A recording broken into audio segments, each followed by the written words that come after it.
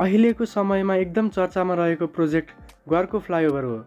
वास्तवमा यो फ्लाइओभर नभएर ओभरपास भन्न सकिन्छ। मानिसहरूको मनमा यस विषयमा निकै प्रश्नहरू उठेको छ होला।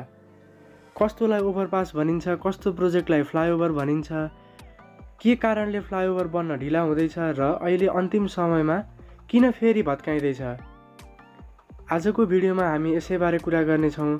यस्तै विभिन्न प्रोजेक्टको बारेमा जान्न मनपर्छ भने हाम्रो च्यानल सब्स्क्राइब गरिदिनु होला।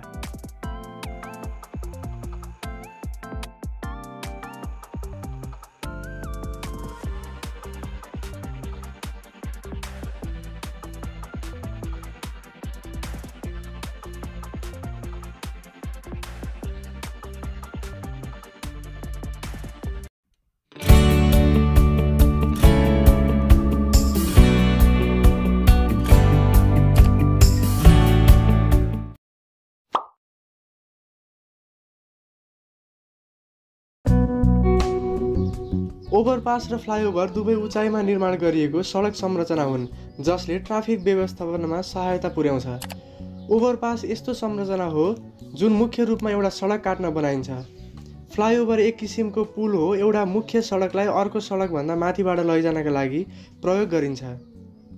वास्तवमा ग्वारकोमा बन्न लागेको फ्लाइओभर नभएर ओभरपास हो, तर सुरुका दिनदेखि सबैले ग्वारको फ्लाइओभर भनिएकोले अहिले पनि ग्वारको फ्लाइओभर नै भनिन्छ।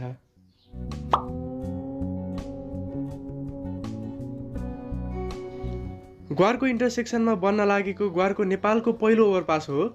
नझुकिनु होला, कलङ्कीमा रहेको अन्डरपास हो र ग्वारकोमा बन्न लागेको ओभरपास हो। यो प्रोजेक्टको डिटेलमा कुरा गर्दा यो प्रोजेक्ट इपिसी मोडलमा आधारित छ। इपिसी भन्नाले इन्जिनियरिङ प्रोक्युरमेन्ट कन्स्ट्रक्सन। यो प्रोजेक्टमा कन्स्ट्रक्सन, डिजाइन, पर्चेज र एक्जिक्युसनको काम कम्प्लिटली कन्ट्र्याक्टरले जिम्मा लिनुपर्दछ।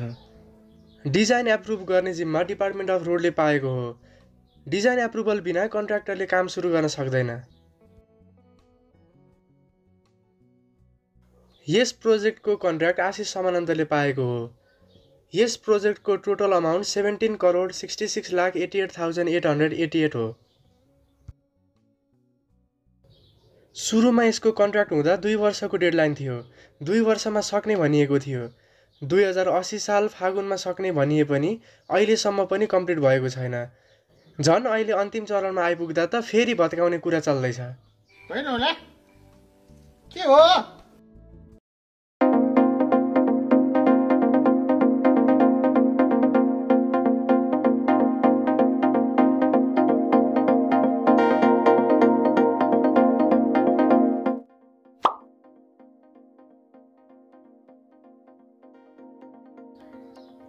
डिजाइनमा पाइल फाउन्डेसनको डायमिटर 1.5 मिटर राख्ने भनिएको थियो, तर 1.5 डायमिटरको लागि चाहिने इक्विपमेन्टहरू कन्ट्र्याक्टरले कतै फेला पार्न सकेन। नेपालमा मात्र नभएर इन्डियामा पनि फेला पार्न सकेन। कन्ट्र्याक्टरले सानो इक्विपमेन्ट भने भेट्टायो। कन्ट्र्याक्टरले अब के गर्यो भन्दा पाइलको डायमिटर घटाएर 1.2 मिटर बनायो र 12वटा पाइल इच साइडमा राख्ने भन्यो। यो भनिसकेपछि डिपार्टमेन्ट अफ रोडले एप्रुभ गर्यो। यही प्रोसेसमा लगभग 5-7 महिना ढिलो भइसकेको थियो। मुख्य कारण यही नै हो, तर अन्य ससाना कारणहरू के छन् भन्दा कन्ट्र्याक्टरको अनुसार जो इन्जिनियरहरू यो प्रोजेक्टमा आबद्ध हुनुहुन्थ्यो उहाँहरू ट्रान्सफर हुनुभयो। विभिन्न ठाउँको सोइल फरक हुन्छ, त्यसैले सोइल इम्प्रुभमेन्ट गर्दा पनि ढिलो भयो। डिजाइनमा फल्ट भएको कारणले गर्दा कन्ट्र्याक्टरलाई 10 मन्थको एक्सटेन्सन टाइम दिइयो। 10 मन्थको एक्सटेन्सन टाइम भइसकेपछि 2081 पुससम्म सक्नुपर्ने प्रोजेक्ट कन्ट्र्याक्टरले कम्प्लिट गर्न सकेन र सेकेन्ड एक्सटेन्सन चाहियो भनेर डिपार्टमेन्ट अफ रोडलाई लेटर लेख्यो। तर डिपार्टमेन्ट अफ रोडले भने यसलाई रिजेक्ट गरिदियो र टोटल कन्ट्र्याक्टको पर डे 0.05% फाइन लाग्ने भयो। अराउन्ड 85,000 हुन जान्छ।